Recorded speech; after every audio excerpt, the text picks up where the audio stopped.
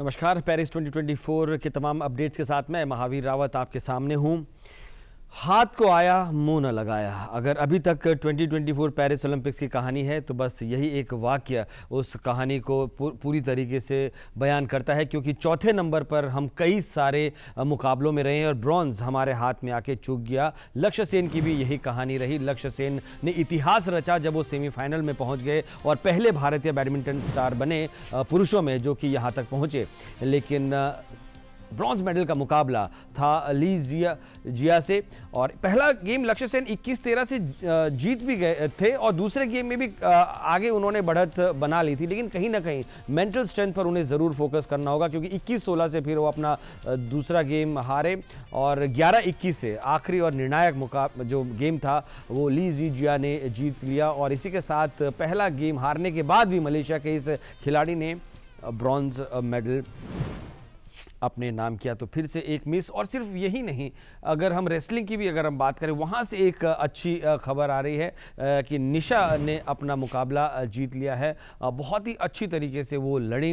Wrestling हमने सब जानते विवादों में रही है, लेकिन अब अगर अच्छे नतीजे आए तो ये सब विवाद पीछे रह जाएंगे। निशा दहिया 6-4 से तेतियाना सोवा यूक्रेन की उन्हें हराने में कामयाब रही है और अब क्वार्टर फाइनल में पहुँच गई है।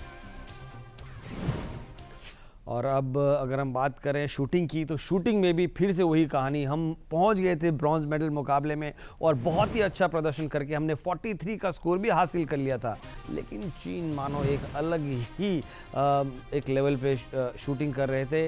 यीटिंग और जियानलिन की जोड़ी ने 44 स्कोर हासिल किया और आखिरी 8 में से 8 अंक हासिल करके भारत को उन्होंने मात दी। तो ये ब्रॉन्ज भी भारत के हाथ से चला गया।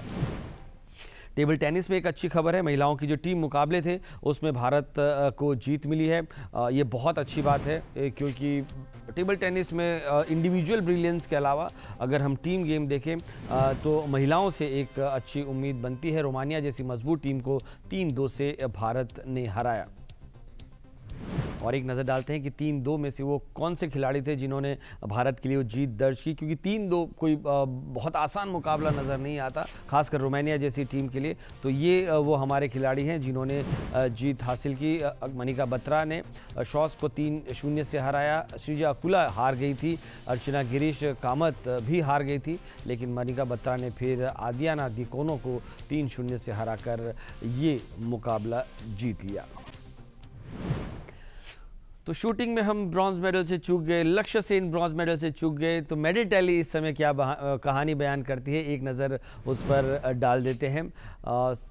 सबसे पहले पीपल्स रिपब्लिक ऑफ चाइना और यूएसए के बीच में एक कड़ी जंग छिड़ी है नंबर 1 पर, लेकिन फिलहाल चाइना नंबर 1 पर काबिज है 21 गोल्ड के साथ। यूएसए नंबर 2 पर है, फ्रांस नंबर 3 पर है और भारत अभी भी 3 कांस्य के साथ 58वीं पोजीशन पर है। तो फिलहाल अपडेट्स में इतना ही। जैसे कुछ रिजल्ट्स और आएंगे हम फिर से तमाम अपडेट्स लेके आपके सामने होंगे। तब तक दीजिए इजाज़त।